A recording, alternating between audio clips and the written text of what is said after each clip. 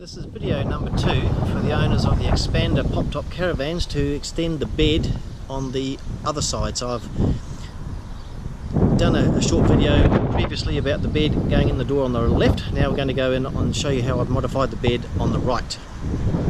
So walking through the door, we've got a bed at this end, and that's it there, a little bit clearer now that the lens is adjusted to the light. So we've got this pop-out region here which goes out and extends out beyond the caravan and folds out and gives you the bed area. So first thing I want to point out is that what we've done, and this is something that we tried to do just so we didn't have extra mattresses, we're using the existing squab that came with the camper and went out to Para Rubber and bought an additional squab and then cut it down and used that to cover the extended piece that we've done. So the wife, being a very good sewer, has put this together and put a hardy cover on it so that, and of course it is even with this existing mattress, so there's no lumps or bumps right in the middle. So what we've done, now that we've got those two different ones there, is to cover it using one of these these elastic things, and I think they call them, actually I can't remember the name of them, but that just goes in and keeps it all nice and tight, which was good.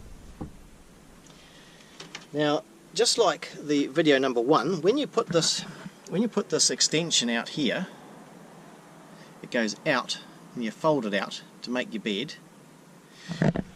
Right on the very edge, down the side here, and I'll go underneath and hopefully you can see it, but there's another, you get this pole or pipe area here, and of course it's got about 2 to 2.5 centimeters of edge, so this board all the way along the length of it is supported fully on that ledge, so you've got no additional support or nothing needed there other than, and some of you may or may not have the table in this area, but we didn't when we bought this camper, and so there was a piece of wood here, and I've taken that piece of wood off and put a 40 by 40, so that's 40 by 40 piece on it, so it's a little bit thicker than what was there. I've used the existing holes, or screws in the existing holes that were already there for the table, at one end and then of course the other end there. And you can see there that I've got like a bolt that goes down through this. There's nothing on the bottom of this bolt, there's no nut, because there doesn't really need to be. All that bolt does is go through the supporting extended board and down into this 40 by 40 piece, and then what that does, it stops it sliding so that this board does not slip out and move out into the caravan. And so that's really what that does. There's one there and there's another one just over here. So at either end of the board that we've extendable board that we've got here, I've done the same thing on this side, but you will notice, I should probably stand up a bit for this, the board here only comes inside and fits just inside these back supported squabs. So you've got the wall of the caravan here, you've got your squab, and then the board actually finishes just inside there, and it's the same thing at this end as well.